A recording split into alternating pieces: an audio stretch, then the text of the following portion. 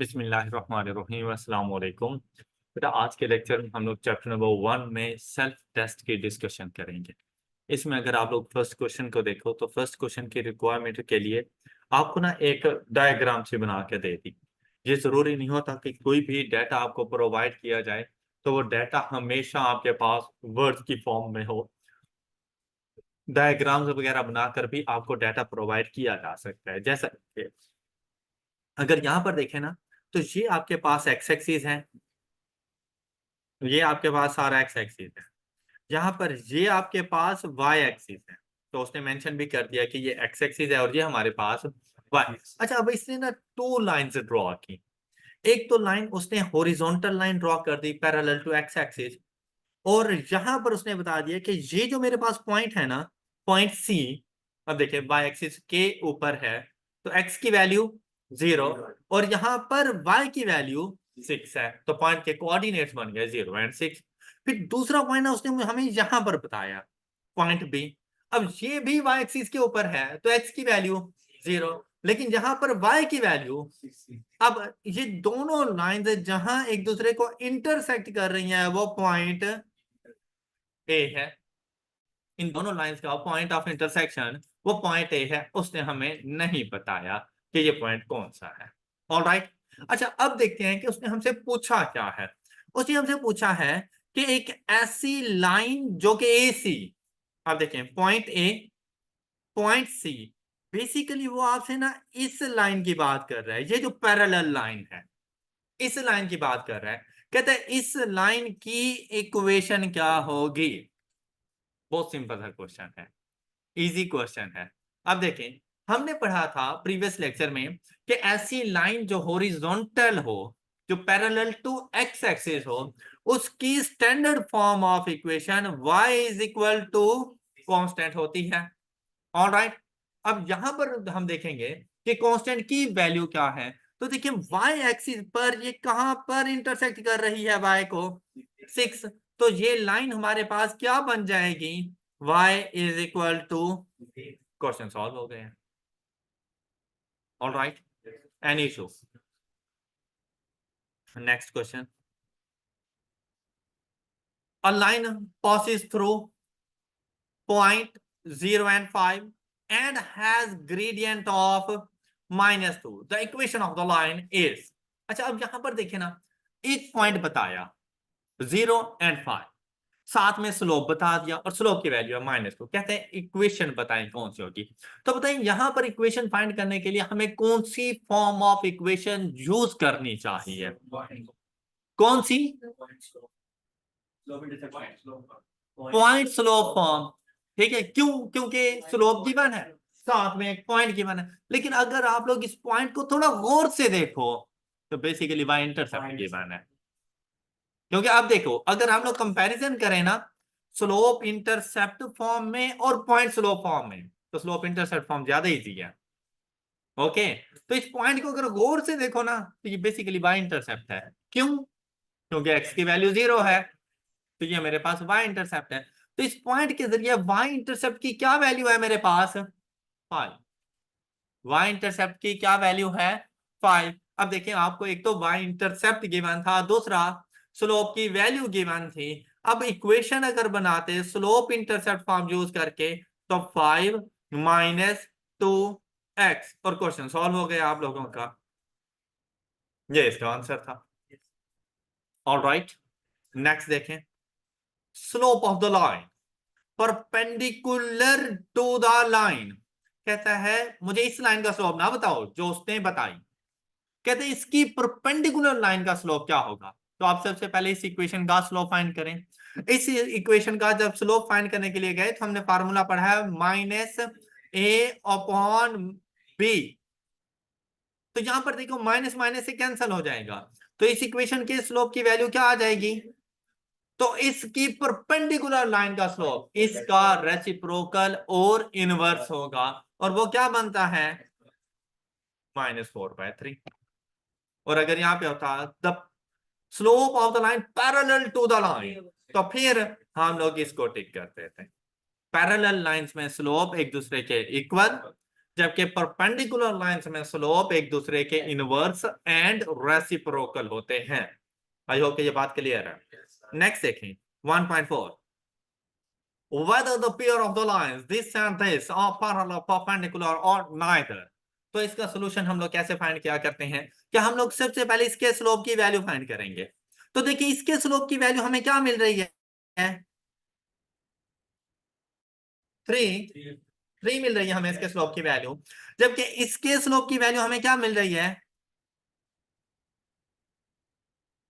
-1/3 minus ए upon B -1/3।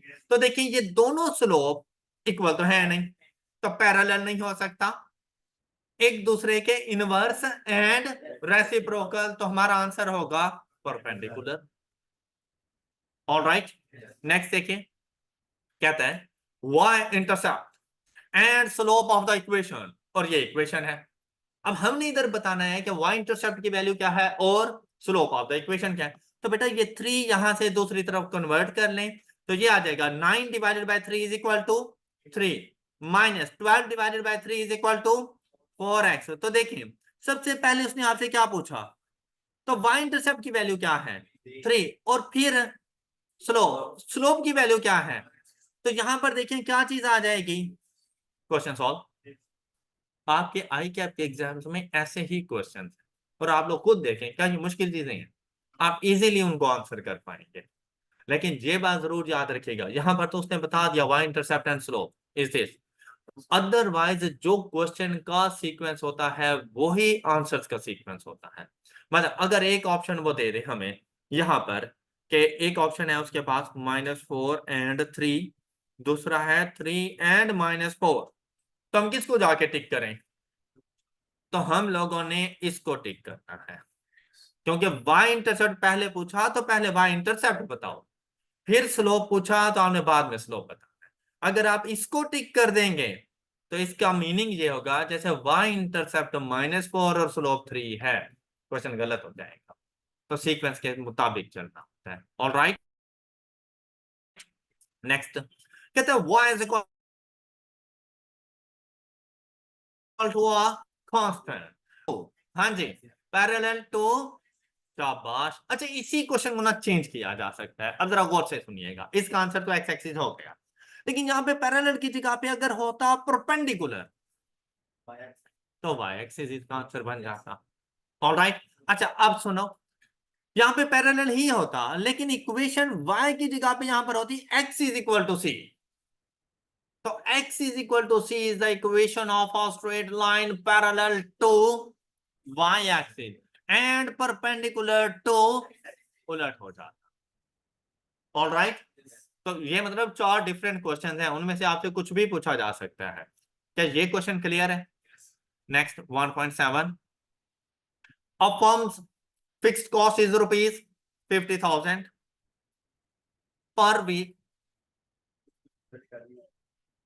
ये वाला कर लिया था हम लोगों ने। अच्छा, और यहाँ पर देखिए वेरिएबल कॉस्ट आपको 10 की दी गई थी और टोटल कॉस्ट आपसे पूछी गई थी, तो टोटल कॉस्ट के लिए आपने बता देना था y is equal to 10x variable cost per unit multiplied by number of units plus, अब हम लोग y को टोटल कॉस्ट के लिए रिप्रेजेंट करवाते हैं, और यहां पर उन्होंने टोटल कॉस्ट को किससे रिप्रेजेंट कर दिया, तो ये कोई फर्क नहीं पड़ता, तो इसको हम लोग टिक कर देंगे। ऑलराइट, नेक्स्ट देखें, ये वाला क्वेश्चन हमने नहीं किया था। 10x प्लस 50, हाँ अल्फा 5000 नहीं 50,000। अच्छा जी, अब ये वाला क्वेश्चन जरा गौर से सुनिएगा, बहुत इंपॉर्टेंट क्वेश्चन है, आपके आईकैप एग्जाम में ये क्वेश्चन आ सकते हैं, इंपॉर्टेंट क्वेश्चन है। ये वाला भी 1.8 एंड 1.9 दोनों का स्ट्रक्चर वगैरह बिल्कुल सेम है। अब यहां पर अगर आप लोग गौर करें ना तो आपसे कहता है द टोटल कॉस्ट, अब देखिए आपसे ये नहीं कह रहा था वेरिएबल कॉस्ट, अब ये नहीं कह रहा था फिक्स्ड कॉस्ट, टोटल कॉस्ट मतलब उसमें वेरिएबल कॉस्ट और फिक्स्ड कॉस्ट दोनों शामिल है। of the number of copies of a particular photograph is linear, the total cost of 5 and 8 copies of a photographs are 80 and, क्या मतलब, कहते हैं अगर 5 कॉपीज के लिए जाएं तो टोटल कॉस्ट 80 रुपीज है, और अगर आप 8 कॉपीज लेने के लिए जाएं तो टोटल कॉस्ट 116 है। ऑलराइट, तो दो डिफरेंट एक्टिविटी लेवल्स के ऊपर उसने टोटल कॉस्ट बता दी, दो डिफरेंट एक्टिविटी लेवल्स के ऊपर उसने आपको टोटल कॉस्ट बता दी, और आपसे पूछा the total cost of 10 copies of the photographs will be, तो कहते हैं 10 कॉपीज की प्राइस क्या होगी।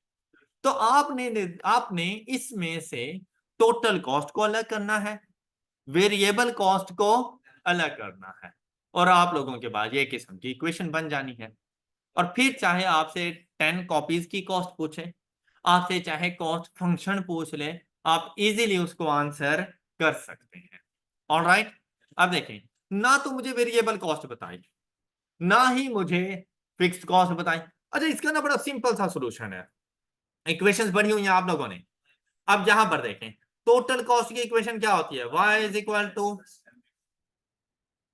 शाबाश, y, देखो फर्स्ट एक्टिविटी लेवल क्या है 5, 5 के लिए टोटल कॉस्ट क्या है, तो आप लोगों ने यहां पे लिख देना है 80 इज इक्वल टू, भाई वेरिएबल कॉस्ट का मुझे पता नहीं है, लेकिन कितने नंबर ऑफ यूनिट्स के लिए, प्लस सी, मुझे फिक्स कॉस्ट भी पता नहीं है। ऑलराइट, ये बात क्लियर हो गई। अच्छा, दूसरी इक्वेशन देखें, क्या लिखेंगे, 116 total cost is equal to m into कितने यूनिट्स के लिए, प्लस। ऑलराइट, अच्छा, अगर मैं यहां पर ज्यूम करूं इक्वेशन बनाने के लिए कि m is equal to x and c is equal to y, वैसे अज्यूम कर रहे हैं straight line equation, simultaneous linear equation, तो देखिए ये फर्स्ट इक्वेशन को क्या मैं यूं लिख दूं, 5x plus y is equal to 80, first equation को। सेकेंड इक्वेशन को क्या लिखेंगे, 8x plus y is equal to, तो देखो साइमल्टेनियस लीनियर इक्वेशन कैलकुलेटर पे सॉल्व हो सकती हैं, तो चलें कैलकुलेटर पे इनको सॉल्व करते हैं। मॉड की प्रेस, 5 इक्वेशन 1 नंबर, और ये चीज आप लोगों ने पहले पढ़ी हुई है। अब देखिए 5 180 8 1 116, then x is equal to and y is equal to 20, तो भाई x से क्या मुराद था, x is equal to 12 and y is equal to, बेटा it means that the variable cost per unit is, जहां पर कॉस्ट इक्वेशन में m से क्या मुराद होता है, वेरिएबल कॉस्ट, और वेरिएबल कॉस्ट कितनी है 12, और c से क्या मुराद होता है fixed cost, and the fixed cost is, अब अगर मैं इस इक्वेशन में पुट करूं तो मेरे पास कॉस्ट इक्वेशन क्या बन जाएगी, y is equal to 12x plus 20। Alright, ये बात क्लियर है। अच्छा, अब देखो कॉस्ट इक्वेशन पूछता तो मैं उसे ये बता देता, क्या उसने आपसे कॉस्ट इक्वेशन पूछी, उसने आपसे क्या पूछा, कहते कि 10 यूनिट्स की कॉस्ट क्या होगी, तो x को जाके रिप्लेस कर दो किसके साथ, 10 के साथ, तो हम इसको कुछ इस तरह से करेंगे, 12 into 10 plus 20 is equal to 140, option D, question solve. Alright, अच्छा, इसी कॉन्सेप्ट को मद्देनजर रखते हुए सेम डाटा है, सिर्फ क्या पूछा 95 सेट्स के लिए आपसे पूछ लिया कि उसकी टोटल कॉस्ट क्या बनेगी, क्वेश्चन नंबर 1.9 सॉल्व करके दें, शाबाश जल्दी करें, 1.9 ट्राई करें, सेम कॉन्सेप्ट 1.8 वाले। अब बेटा इस क्वेश्चन के अंदर अगर आप लोग देखें ना, 80 टीवी सेट्स आपको मिल रहे हैं 220,000 के, जबकि 125 टीवी सेट्स आपको मिल रहे हैं 287,500 के, ये टोटल कॉस्ट है, ये नंबर ऑफ यूनिट्स हैं, तो कॉस्ट इक्वेशन सेम रहनी है। अब यहां पर जाकर आपने वैल्यूज को पुट कर देना है, तो फर्स्ट के लिए हम लोग इसको पुट करेंगे 220,000 इज इक्वल टू, अब मैं m को कंसीडर करूंगा x और c को कंसीडर करूंगा y और x की जगह पर लेकर आऊंगा 80। तो यहां पर आपने अगर मैं इसको यूं लिखने लगा ना 80x, तो आपने ये नहीं अज्यूम करना कि शायद m 80 है और x की जगह पे x आया है, नहीं, x 80 है और m को मैंने x रिप्लेस कर दिया साइमल्टेनियस लीनियर इक्वेशंस बनाने के लिए। ऑलराइट, अच्छा, प्लस c को रिप्लेस कर दिया, तो इसका यह मतलब नहीं है ये वाला y इधर पहुंच गया है, नहीं, ये असल में कैलकुलेटर्स को बताना इस तरह से था, इसीलिए। अब यहां पर देखें सेकंड वाला 287 500 is equal to, constant basically variable से पहले लिखा जाता है, तो इस वजह से कांस्टेंट की वैल्यू हम लोगों ने पहले लिख दी 125x प्लस y। और अब इन इक्वेशंस में x से मुराद वेरिएबल कॉस्ट और y से मुराद फिक्स्ड कॉस्ट है।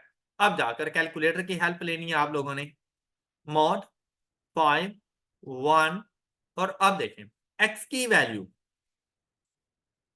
y 1 और कांस्टेंट तो 20,000, then 125 1 and 287 500, and the x is 1500 and the fixed cost is 100,000। All right, अच्छा, अब देखो हमने क्या बताना है 95 सेट, तो इसकी कॉस्ट इक्वेशन क्या बनेगी हमारे पास, कॉस्ट इक्वेशन क्या बनेगी, अब बेटा x को जाकर आप लोगों ने रिप्लेस कर देना था कौन सी वैल्यू के साथ, 1500 into 95 plus 100,000, and the answer is all right। अच्छा बेटा, नेक्स्ट वाला क्वेश्चन अगर आप लोग देखें तो ये एक कॉस्ट इक्वेशन उसने खुद बता दिया आपको, ऐसा नहीं है, टोटल कॉस्ट इक्वेशन। तो इस कॉस्ट इक्वेशन से हमें पता चल सकता है कि भाई वेरिएबल कॉस्ट कितनी है, वेरिएबल कॉस्ट कितनी है 15, शाबाश, और फिक्स्ड कॉस्ट कितनी है 9750, और टोटल कॉस्ट कितनी है 15x प्लस 9750। ऑलराइट, अच्छा, साथ में आपसे कहता है एक्स मुराद नंबर ऑफ यूनिट्स हैं जो हम लोगों ने प्रोड्यूस की है। If selling price of each item is ₹30, the sales quantity at which there would be, तो इस सिचुएशन को हम लोग क्या कहते हैं, ब्रेक इवन पॉइंट, और ब्रेक इवन पॉइंट पर प्रॉफिट की वैल्यू 0 होती है, लेकिन प्रॉफिट तो कहीं गिवन ही नहीं है, ऐसे ही है ना। तो हमने एक और बात पढ़ी थी कि जहां पर प्रॉफिट 0 होता है वहां पर हमारा टोटल रेवेन्यू हमारी टोटल कॉस्ट के इक्वल हो जाता है, ऐसे ही था ना। तो बेटा टोटल कॉस्ट तो उसने दी है कितनी 15x प्लस 97, तो ये टोटल कॉस्ट आ गई। अब इसको कंपेयर करना है किसके साथ, टोटल रेवेन्यू के साथ, और टोटल रेवेन्यू कैसे आता है, सेलिंग प्राइस मल्टीप्लाइड बाय, तो बेटा सेलिंग प्राइस क्या गिवन नहीं है आपको कितनी, तो टोटल रेवेन्यू क्या बन जाएगा 30x, नंबर ऑफ यूनिट्स को x सपोज कर। अब दोनों को हमने कंपेयर किया, सिंपली ये देखो, वैसे तो आप इसको दाएं बाएं करके सॉल्व कर सकते हो, अदरवाइज अगर दाएं बाएं नहीं करना चाह रहे तो ये देखो 30x is equal to 15x plus 9750, then x is equal to 650, and answer is, question solve, 2 marks आपके हुए। ऑल राइट, गुड, शाबाश। अच्छा, अब अगर इसी क्वेश्चन में आपसे पूछ लिया जाता, इसी क्वेश्चन में, तो भाई प्रॉफिट फंक्शन क्या है, ब्रेक इवन पॉइंट ना पूछते, आपसे पूछते कि प्रॉफिट फंक्शन क्या है, तो प्रॉफिट को कैलकुलेट करने के लिए आपने क्या कहा था कि profit is equal to total revenue minus, शाबाश, तो देखो अब टोटल रेवेन्यू कितना है माइनस, और टोटल कॉस्ट जब फाइंड करेंगे तो टोटल कॉस्ट कितनी है प्लस, बेटा यहां पर ये ब्रैकेट लगाना बहुत जरूरी है इनके, क्योंकि इससे पहले नेगेटिव का साइन है। इन केस अगर आप ये ब्रैकेट नहीं लगाते और आप इसको इस तरह से लिख देते हैं, ये क्या था इधर 15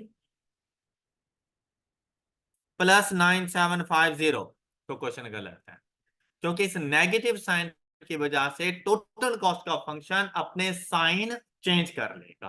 तो इसको लिखा जाएगा -15x एंड -9750।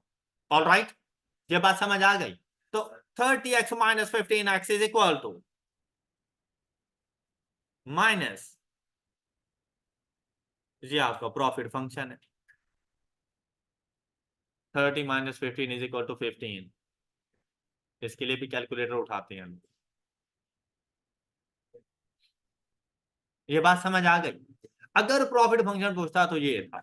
अगर डाटा बिल्कुल सेम होता, आपसे ब्रेक इवन पॉइंट नहीं पूछा गया, नो प्रॉफिट नो लॉस की सिचुएशन नहीं पूछी गई, आपसे अगर यहां पर कह दे कि बताएं मेरे पास 1000 यूनिट सेल करने के लिए कितना प्रॉफिट होगा, तो बेटा पहले ये प्रॉफिट फंक्शन फाइंड करना था, टोटल रेवेन्यू में से टोटल कॉस्ट माइनस करके प्रॉफिट फंक्शन फाइंड कर लेते। अब एक्स को रिप्लेस कर दो, 15 इंटू, सपोज उसने 1000 कहा, 1000 माइनस 9750, तो 1000 यूनिट सेल करने पर आपका प्रॉफिट 5250 है। बात क्लियर होगी सब बच्चों को, कोई इशू? अच्छा कभी ऐसा भी होगा कि वो आपको प्रॉफिट की वैल्यू दे देगा, नंबर ऑफ यूनिट्स पूछ लेगा। सपोज कि वो आपसे ये कहेगा कि मुझे बताओ कि अगर मैंने कितना 3000 का प्रॉफिट अर्न करना है तो मैं कितने नंबर ऑफ यूनिट सेल करूं। तो भाई आप प्रॉफिट को रिप्लेस कर दो 3000 के साथ, आप लोग क्या जाके लिखोगे 3000, कोई भी प्रॉफिट की वैल्यू आपको वो दे देगा, is equal to 15x minus 9750 is equal to, तो अगर आप 850 यूनिट सेल करोगे तो आपको 3000 का प्रॉफिट हो जाएगा। क्लियर? इसी तरह अगर वो आपको कह देता है कि अगर मुझे 3000 का लॉस हो तो मैं कितने नंबर ऑफ यूनिट सेल किए, तो आप फिर यहां पर आकर लॉस को माइनस, आप फिर इसको सॉल्व कर लो। तो आपने अगर 450 यूनिट सेल करोगे तो आपको लॉस हो जाना है। ये बात क्लियर हो गई सब बच्चों को? अच्छा अब देखो, आपने क्या कहा था ब्रेक इवन पॉइंट क्या है बेटा? ब्रेक इवन पॉइंट एक ऐसा पॉइंट था कि अगर आप कम से कम 650 यूनिट सेल करते हो तो अपने आप को लॉस से बचा लोगे, लेकिन प्रॉफिट भी नहीं होगा। इट मींस दैट कि अगर 650 से कम यूनिट सेल कर रहे हो तो तुम लॉस पर हो, और 650 से ज्यादा नंबर ऑफ यूनिट सेल कर रहे हो तो तुम प्रॉफिट पर हो। ये आपकी मिनिमम सिचुएशन है कि एटलीस्ट अपने आप को लॉस से बचाने के लिए 650 यूनिट जरूर सेल करो। अब जब 650 यूनिट सेल हो जाएंगे उस टाइम आप में थोड़ा सा कॉन्फिडेंस आ जाएगा, वो डर खत्म हो जाएगा कि एटलीस्ट आप लोग लॉस में नहीं है। क्लियर? नेक्स्ट क्वेश्चन आप मुझे जल्दी से सॉल्व करके दें। कंट्रीब्यूशन, जी हाँ बिल्कुल बिल्कुल ऐसे हो सकता है जी। अब यहां पर आ जाए 1.11, ये क्वेश्चन जरा मुझे सॉल्व करके दें।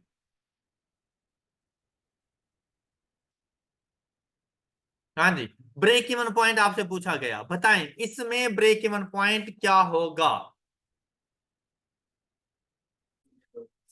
अच्छा बेटा, अब यहां पर ब्रेक इवन पॉइंट फाइंड करने के बड़े इजी से मेथड था। सबसे पहला मैं देखिए भाई, प्रॉफिट नहीं गिवन, आपको सेलिंग प्राइस गिवन है, आपको वेरिएबल कॉस्ट गिवन है, आपको फिक्स कॉस्ट गिवन है, सिंपली जाके टोटल रेवेन्यू, अब टोटल रेवेन्यू आपके पास क्या आएगा, sale price multiplied by number of units is equal to total cost. Total cost कैसे आएगी, variable cost multiplied by number of units plus fixed cost. बस क्वेश्चन सॉल्व हो गया। कैलकुलेटर उठाएं, आपने ये नहीं सोचना कि दाएं बाएं इसको लेकर जाएं तो इसने कैसे सॉल्व होना है, इसके दाएं बाएं से बचना है आप लोगों ने। जब आपके पास कैलकुलेटर है तो इसका यूज करें। अच्छा अब ये देखो, आपके पास 8x इज इक्वल टू 22/9। अब ये जो x है ना वो इधर पुट करना है, 9 के साथ नहीं पुट करना, फ्रैक्शन के साथ पुट करना है, plus 5000 and the answer is 900। Question solve. तो अपने आप को कंफ्यूज करने की जरा भी जरूरत नहीं है। All right, all right. अच्छा बेटा, ब्रेक इवन पॉइंट फाइंड करने के लिए बीसीओ मेथड्स हैं। मतलब एक मेथड के प्रॉफिट फाइंड करके इज इक्वल टू 0 कर दो, तब भी एक्स की वैल्यू 900 आ जाएगी। दूसरा method total revenue is equal to total cost कर दो। तीसरा सबसे easy method break even point find करने का, जो आप अपने पास जरा नोट कर लो, और वो हमारे पास है कि ब्रेक इवन पॉइंट, और ये वाला मेथड हम लोग मोस्टली यही यूज करेंगे, is equal to fixed cost divided by contribution per unit. Total contribution नहीं, मतलब मल्टीप्लाइड बाय एक्स करने की जरूरत नहीं है, पर यूनिट, एक यूनिट की कंट्रीब्यूशन कैसे आएगी। तो कंट्रीब्यूशन फाइंड करने के लिए आपने प्रीवियस लेक्चर में क्या देखा था, देखो फिक्स्ड कॉस्ट कंट्रीब्यूशन कैसे फाइंड होती रहती है, टोटल रेवेन्यू। तो बेटा एक यूनिट का टोटल रेवेन्यू सेलिंग प्राइस कहलाता है। एक यूनिट का टोटल रेवेन्यू सेलिंग प्राइस। तो selling price minus variable cost per unit. शाबाश।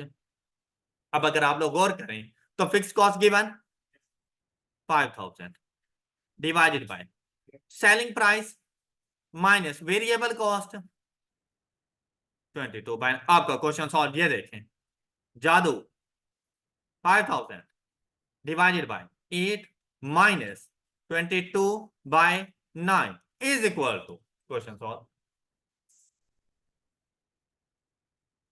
ओके, ये ब्रेक इवन पॉइंट फाइंड करने का फार्मूला है, fixed cost divided by contribution per unit. और कंट्रीब्यूशन पर यूनिट कैसे आएगी, sale price minus variable cost per unit. All right.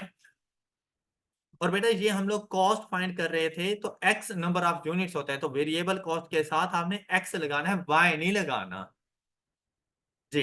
अच्छा अब चलते हैं 1.12। कहते हैं the slope of the straight line is, then the slope is x का कोएफिशिएंट -3। Question solve. नेक्स्ट, बड़ा इजी सा क्वेश्चन है। देखो ये बात मैंने आप लोगों से पहले भी बताई थी, जब मैं आपको बता रहा था पेयर ऑफ कोऑर्डिनेट्स के बारे में, कोलिनियर पॉइंट्स।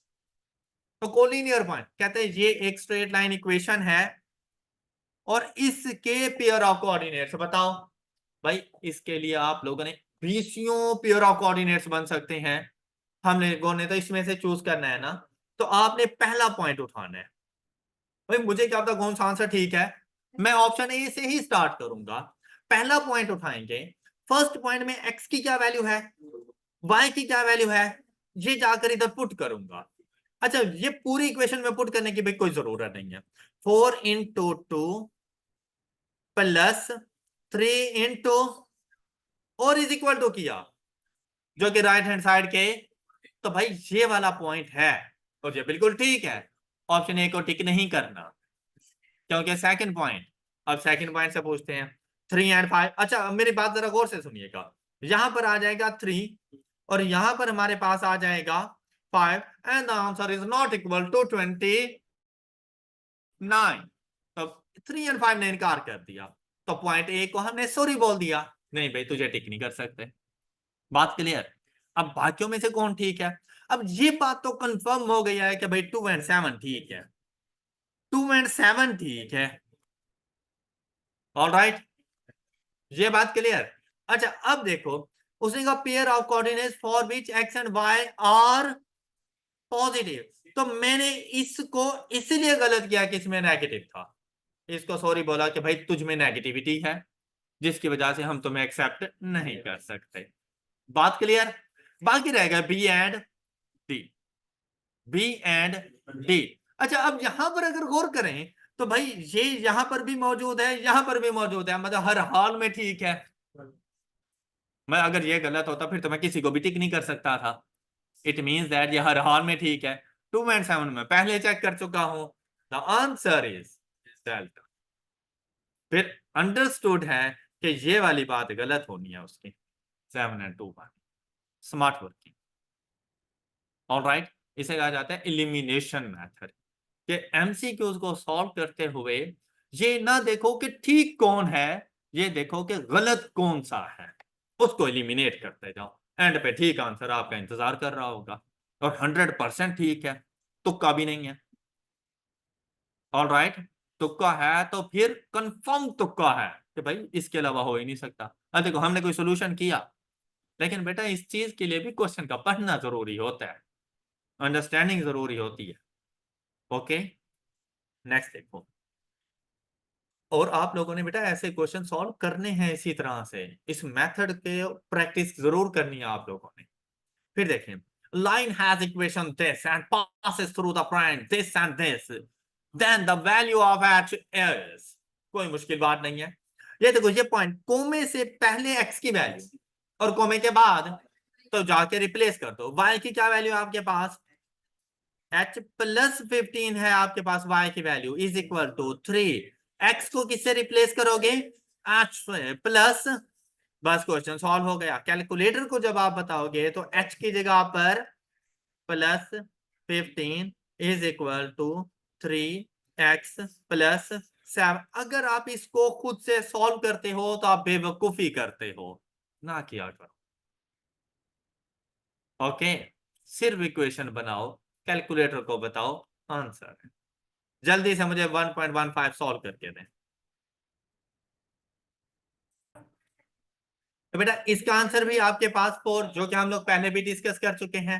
अब 1.16 की अगर हम लोग बात करें तो प्रॉफिट फंक्शन गिवन है हमारे पास, ब्रेक इवन पॉइंट, तो पी को 0 पुट कर देंगे। क्वाड्रेटिक इक्वेशन है तो आपके पास आंसर आ जाता है 13 and 4, I think so 14 and 6, 14 and 3, ये आपके पास आंसर। क्वाड्रेटिक इक्वेशन जाके सॉल्व कर लेनी है। अच्छा, इसी तरह बेटा ये वाला क्वेश्चन 1.17, क्या ये सॉल्व किया हम लोगों ने? अच्छा, ये वाला क्वेश्चन अब देखते हैं। देखो, तो कहता है the equation of the line joining the point, ये एक पॉइंट है, और फिर to the point of intersection of the lines, और ये दो स्ट्रेट लाइंस हैं। कहते हैं इनका पॉइंट ऑफ इंटरसेक्शन और ये वाला पॉइंट, इन दोनों पॉइंट से जो इक्वेशन पास करती है मुझे वो इक्वेशन बता दो। तो सबसे पहले तो इन इक्वेशंस की मदद से इनका पॉइंट ऑफ इंटरसेक्शन फाइंड करो।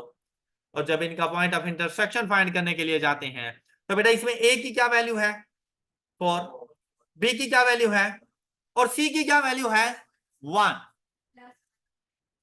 इक्वल टू की राइट हैंड साइड पर लेके जाना है, बस यही इसमें ट्विस्ट था कि आपने कांस्टेंट को -1 पुट, तो जब इसको रीअरेंज करेंगे तो ये इक्वेशन क्या बन जाएगी? 4x plus y is equal to, और जब इसको रीअरेंज करेंगे तो 7x minus 3y is equal to. अब इनका पॉइंट ऑफ इंटरसेक्शन, इनका सॉल्यूशन सेट होता है ये 4 1 1 7 -3 35 and the answer is 2 and -7। तो इसका पॉइंट ऑफ इंटरसेक्शन क्या आ गया? कहते हैं कि एक ऐसी लाइन बना कर दें जो 3 एंड 5 एंड 2 एंड -7 में से गुजरती है। ये बात क्लियर हो गई? बेटा अब तो दो पॉइंट्स की बात है, कौन सी फॉर्म ऑफ इक्वेशन जाके यूज करूं? 2 पॉइंट फॉर्म वो हम लोगों ने पढ़ी ही नहीं है। 2 पॉइंट फॉर्म कौन सी है? हम लोगों ने पढ़ी है slope intercept form, point slope form और वाई और इंटरसेप्ट फॉर्म। भाई ना तो स्लोप इंटरसेप्ट फॉर्म आने वाली है क्योंकि इंटरसेप्ट गिवन नहीं है, ना ही इंटरसेप्ट फॉर्म आने वाली है, इंटरसेप्ट गिवन नहीं है। बाकी रह जाती है पॉइंट स्लोप फॉर्म। भाई वो यूज हो सकती है, क्या दो पॉइंट से आप लोग स्लोप नहीं फाइंड कर सकते? दो पॉइंट से स्लोप नहीं फाइंड कर सकते, तो पहले हम इससे ना इसका स्लोप फाइंड करेंगे। तो इनके स्लोप की वैल्यू हमारे पास क्या आ जाएगी? -7 माइनस, हाँ जी, 2 इज इक्वल टू, ऐसे ही है ना? ऑलराइट, तो मुझे एक ऐसी इक्वेशन चाहिए जो जिसका स्लोप 12 हो और वो पास करती हो इन दोनों पॉइंट्स में से। तो आप इन दोनों में से कोई सा एक पॉइंट उठा लो, आपको तो एक पॉइंट चाहिए ना, दोनों में से अपनी मर्जी का कोई भी पॉइंट उठा लो और पॉइंट स्लोप फॉर्म में जाके पुट कर दो, आपका क्वेश्चन सॉल्व हो जाना है, आपको रिक्वायर्ड आंसर मिल जाना है। राइट, जैसा कि अब पॉइंट स्लोप फॉर्म हमारे पास क्या थी, यहां पर देखें y is equal to m की value 12 into x minus x1 की वैल्यू मैं 3 और 5 पुट कर रहा हूं, 3 प्लस 5, किसी को एतराज, y is equal to 12x minus 36 plus and answer is y is equal to 12x minus 31।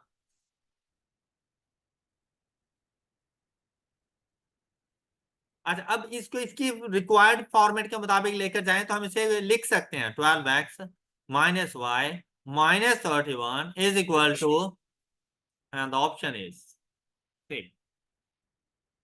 Alright,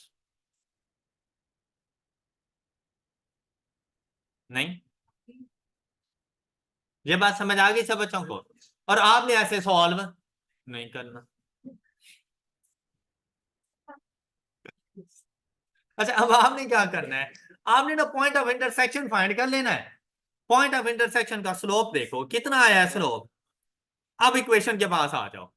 अच्छा, इस इक्वेशन का स्लोप क्या होगा, अब मुझे कौन सी इक्वेशन चाहिए जिसका स्लोप, तो इसको कहो bye bye. Okay, B option के पास गए, इससे इसका स्लोप पूछा, तो जरा देखिए इसके स्लोप की वैल्यू मेरे पास क्या आ रही है, देखिए मुझे क्या चाहिए, अल्लाह हाफिज, इससे पूछा, इसने कहा स्लोप 12 है, मैंने कहा फिर भी मैं वेरीफाई करूंगा। अब जब स्लोप 12 मिल गया ना, किसी एक पॉइंट की मिन्नत करो कि यार आके जरा मेरी हेल्प करी, 3 एंड 5 आपके पास आया, आपने यहां पर आके वैल्यूज पुट कर दी, ये देखें क्या थी, 12x 12 into 3 minus 5 minus 31 is equal to, क्या बात है, एक्सेप्ट करो, तो कोई पॉइंट स्लो फॉर्म लगाने की जरूरत नहीं है। ओके, इसी तरह आप 2 एंड माइनस 7 भी पुट कर दो ना यहां पर, तो भी आपके पास आंसर 0 आ जाएगा। पहले स्लोप वेरीफाई करो, स्लोप जब वेरीफाई हो जाए तब पॉइंट्स के ऊपर चले जाओ। ऑल राइट,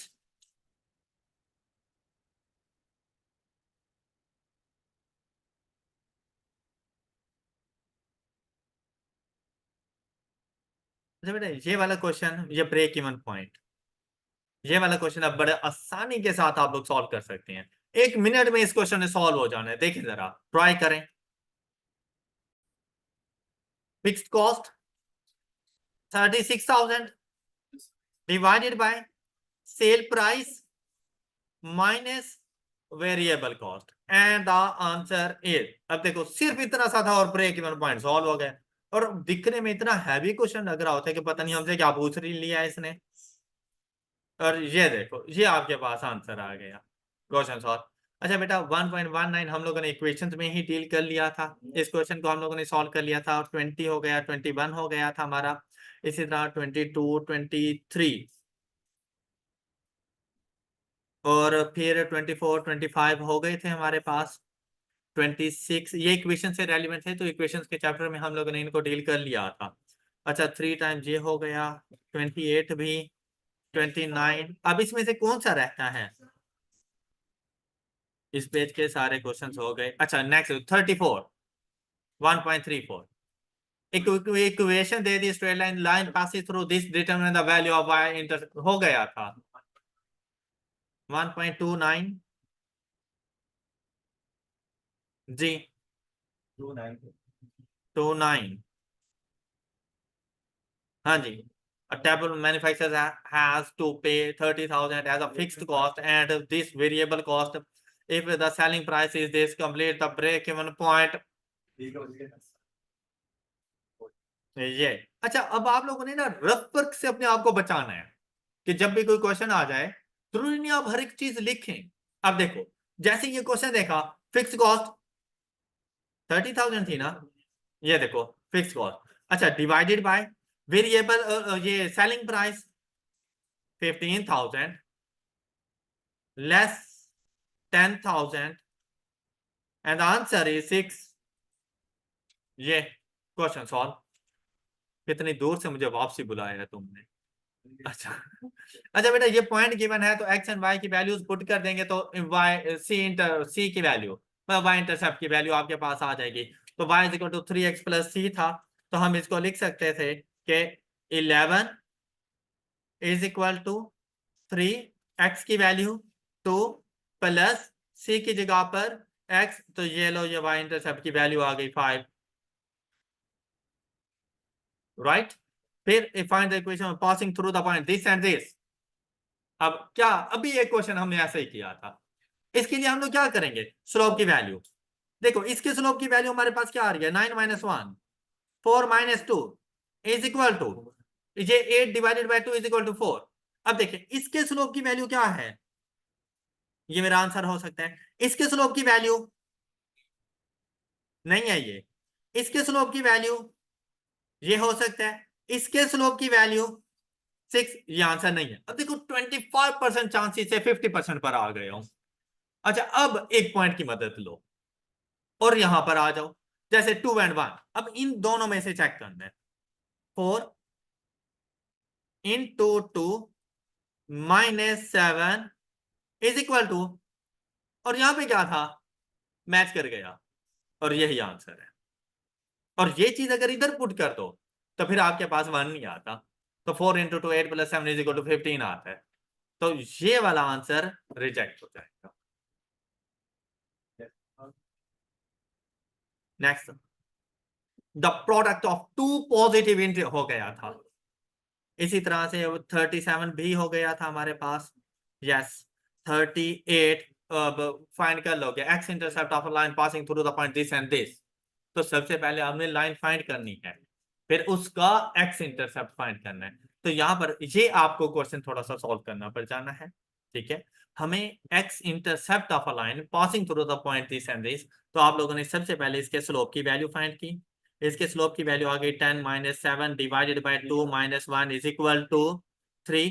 अब इक्वेशन बना लेंगे y is equal to 3 into x, अब ये कोई सा भी एक पॉइंट ले लें 1 एक्स माइनस 1 प्लस 7, क्या ये बात क्लियर, ये वाला पॉइंट ले लिया स्लोप के साथ।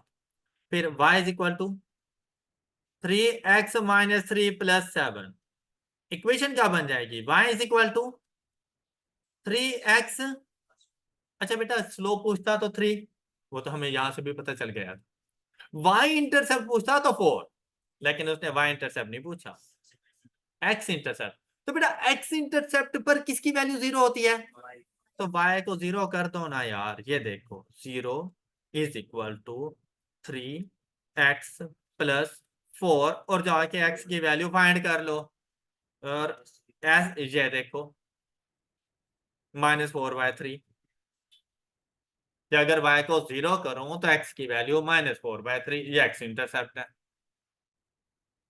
ऑलराइट,